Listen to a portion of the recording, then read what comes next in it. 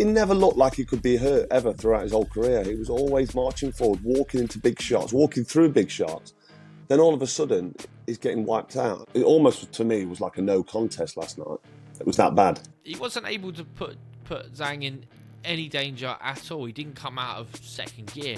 He was comfortable, and that's not the fighter that Joyce is. Joyce was getting flattened, hurt in round 2, and badly dropped and knocked out in round 3.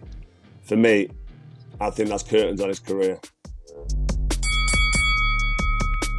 Okay, we're back with another show of The Verdict with myself, Carl Froch, and my old mucker, St. George Groves. Right, we've got to discuss what happened last night with Joyce against Zhang in the rematch. Bit of a devastating loss for Joyce. Potentially the end of the road. How did you see that one, George? Well, it was devastating, wasn't it? It was something that I didn't think this was going to happen, Carl. I thought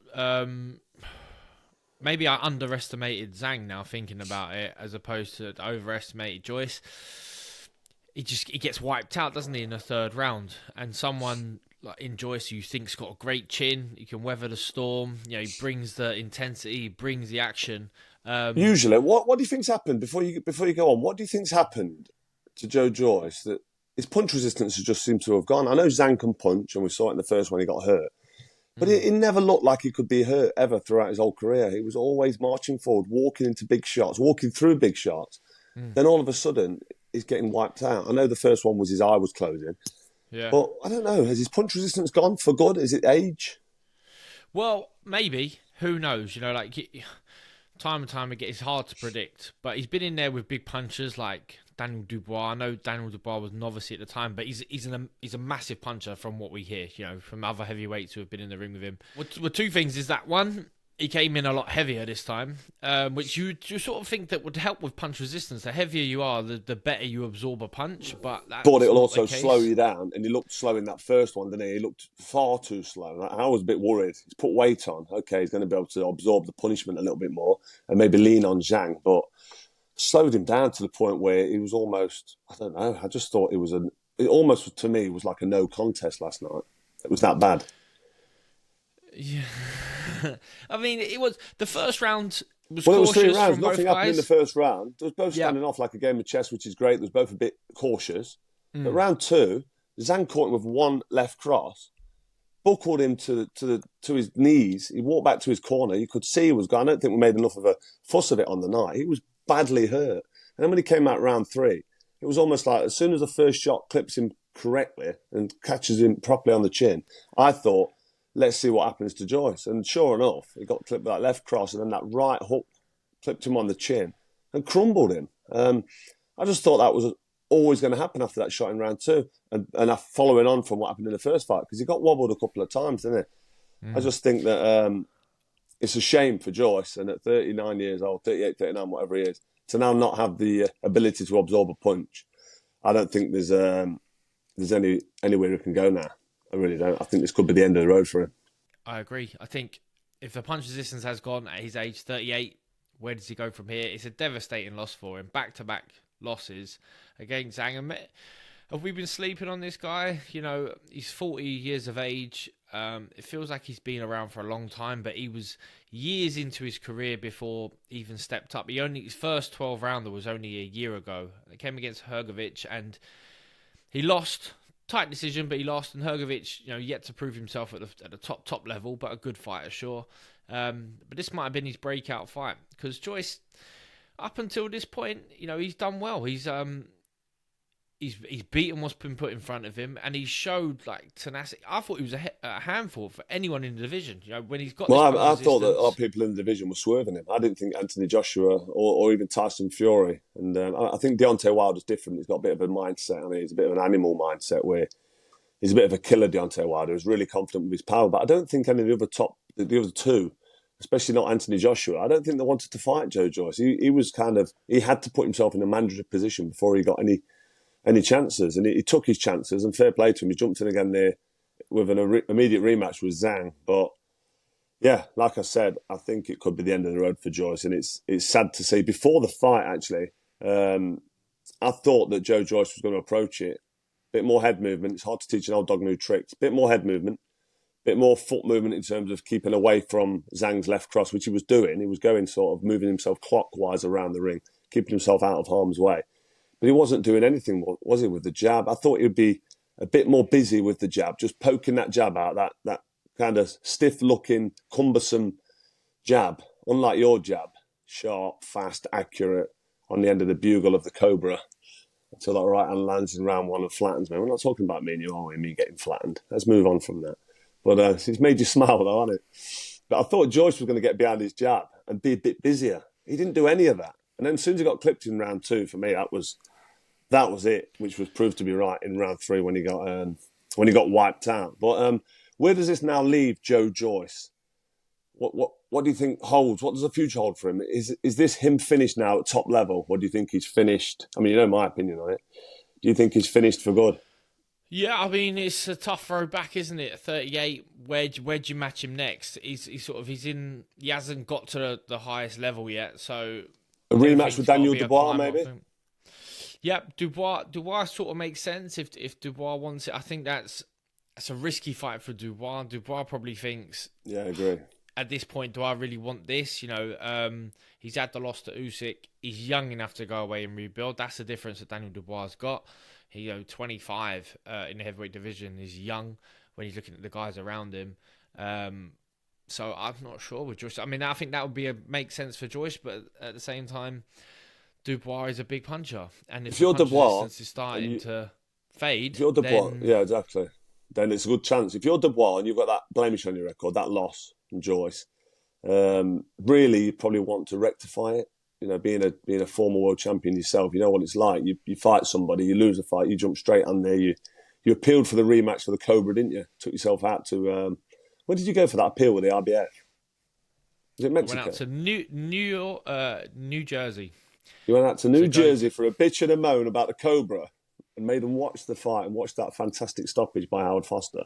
But you went out there because you wanted to jump back straight in with a rematch with me. Now, Joe Joyce, if he's ambitious, he should want to get back in there with... Daniel Dubois, he should want to get back in there with Joe Joyce if he's ambitious in the game and he wants to prove. So it's a good opportunity for Daniel Dubois, but I hear what you're saying. It's still a dangerous fight for him. But that's an interesting one now. It's whether or not Joe Joyce even decides to carry on fighting after that defeat. I mean, that was a bad loss. If you're Joe Joyce's manager or trainer, if you're advising him, do you want to see him carry on boxing? Because when it looks like your punch resistance is gone, you know yourself, it ain't going to come back. You see it time and time again with older fighters. As soon as they start looking hurt with jabs or one punch, you know, early on in the fight like it was, I just feel like the writing then is on the wall with your career, and there's curtains on your career in terms of being able to fight at any sort of level. So I would say, myself personally, a rematch with Daniel Dubois, if Dubois wants it. Other than that, I don't think I see a future for Joe Joyce, which is sad for me to say because I always thought I do think he's a great addition to the heavyweights, but since the Zhang wipeout, I'm not so sure what the future holds for him. Well, I'd like to, give him some time. Back-to-back. He's not got time on his side, has he? He doesn't. 40 years old. But at the same time, heavyweights live forever. They keep coming. So I'd like to give him some time and then reassess. But who knows? Like, who knows? You never know what's gone on in camp, what's not. There might be a reason why his punch resistance wasn't there on the night. It's bizarre, but it is a phenomenon that happens in boxing, Cole. You're right, that all of a sudden people get old overnight. Yeah, they get old overnight. Do you think too much was made of his weight in the first fight? Coming in light, do you think that was hyped up? Because his punch resistance was gone there. He's put the weight back on. Still couldn't hold a shot. Think we're too concerned about that? I think it's a different sort of stoppage this time round, wasn't it? Do you know what I mean, he was just easy to hit the first time, but the punch resistance was kind of there. I know you're saying that there was times where the legs dipped and that, but stopped on his feet with an injury as such. Whereas this time round, he falls on his face and he don't beat the count. So, and it's round 3 where he's still fresh. He hasn't taken rounds and rounds of big punches. So, and as I say, usually if you put on a bit of timber, you're a bit heavier, your punch resistance should be better. But he wasn't able to put Zhang in any danger at all. He didn't come out of second gear.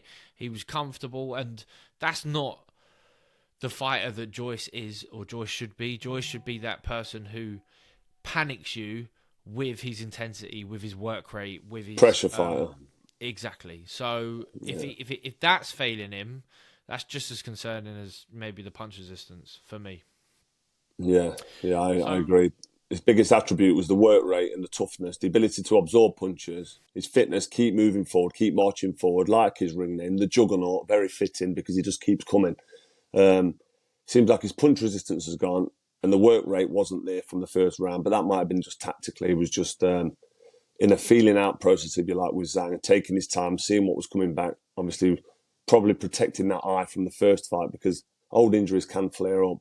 But we got what we got. We saw what we saw, and I think Joyce was getting flattened, hurt in round 2, and badly dropped and knocked out in round 3.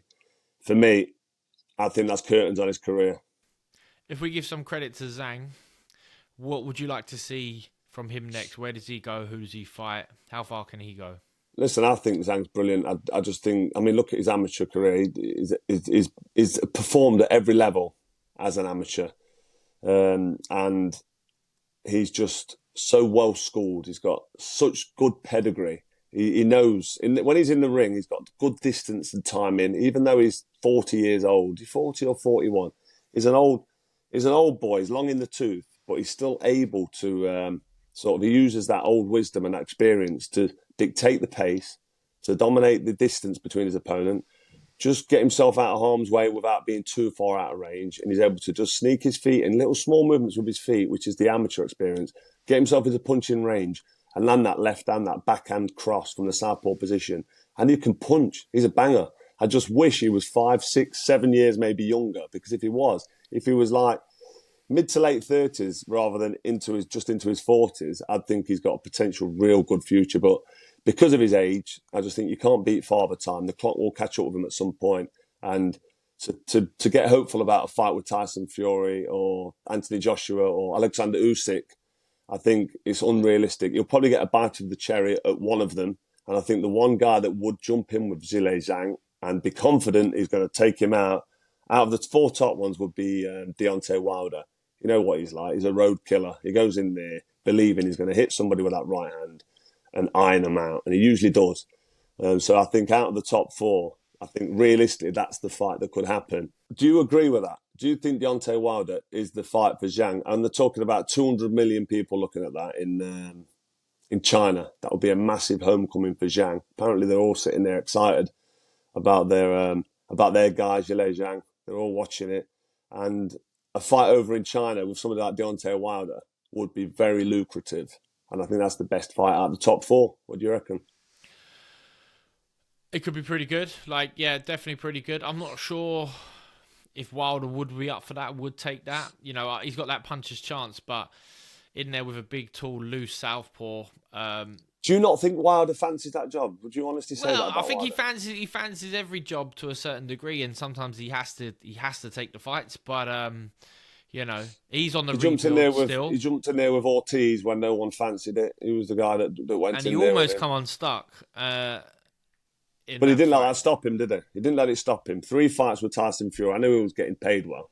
After what happened in the first fight when he fought, he won, you would always expect the second fight. But then after the second fight, you're thinking to yourself, they're going to go again and have a third. The trilogy with Tyson Fury tells me that Deontay Wilder is confident when he gets in the ring. When he lands a shot on the chin, he knows he's got explosive power. And I think he would fancy the Zhang fight, provided it makes a lot of money. If it makes money for him, I think it makes sense. Yeah, and you assume they're chasing belts. I think Wilder's definitely that man. He fought Fury to chase it. He wanted his belt back.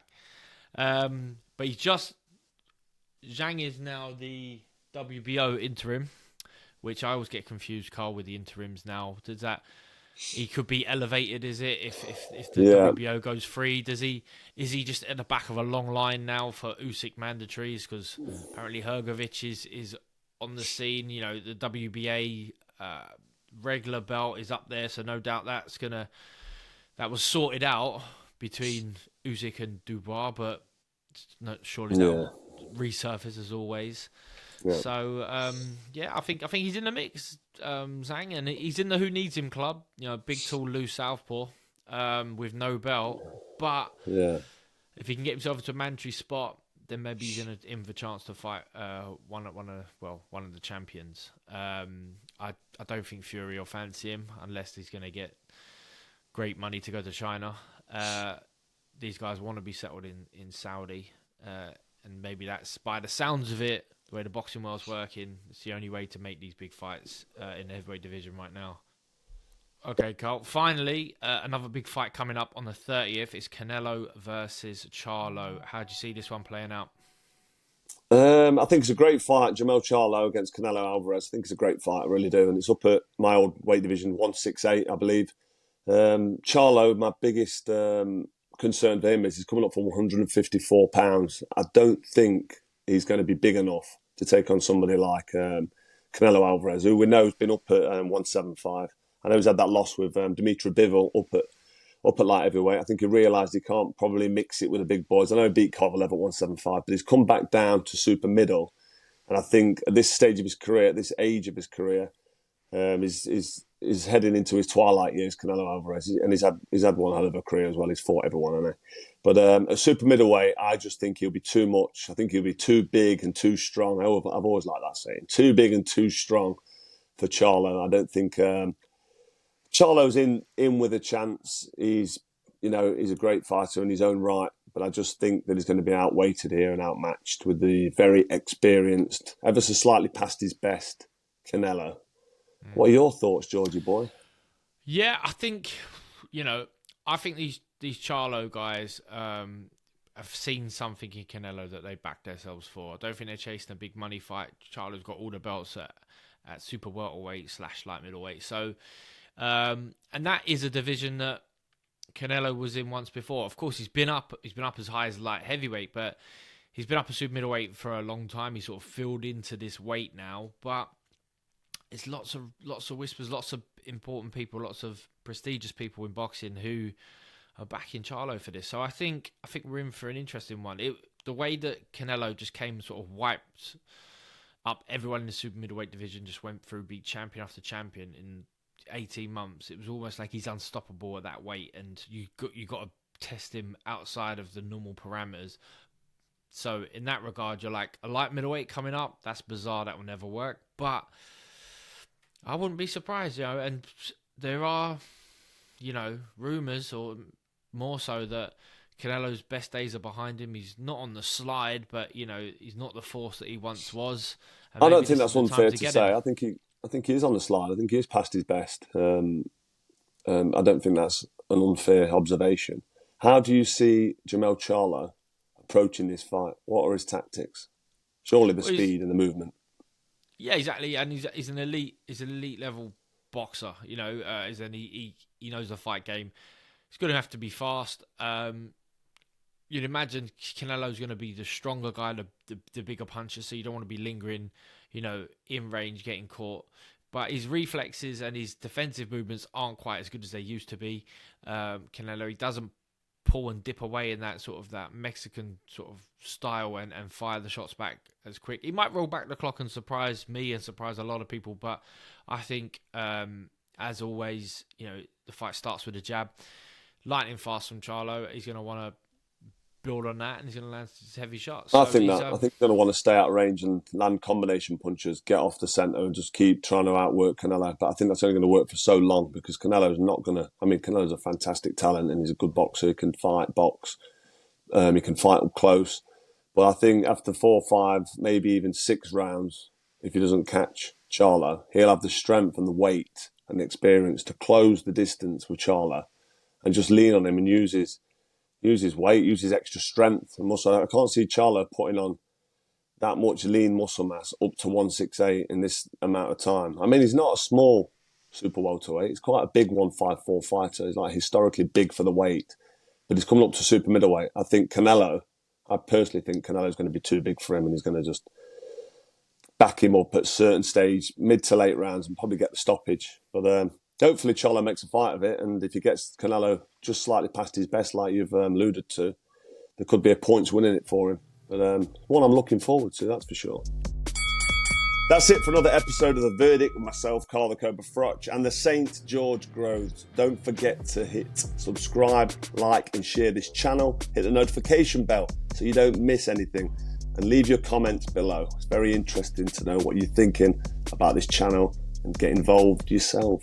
Until next time, this has been The Verdict.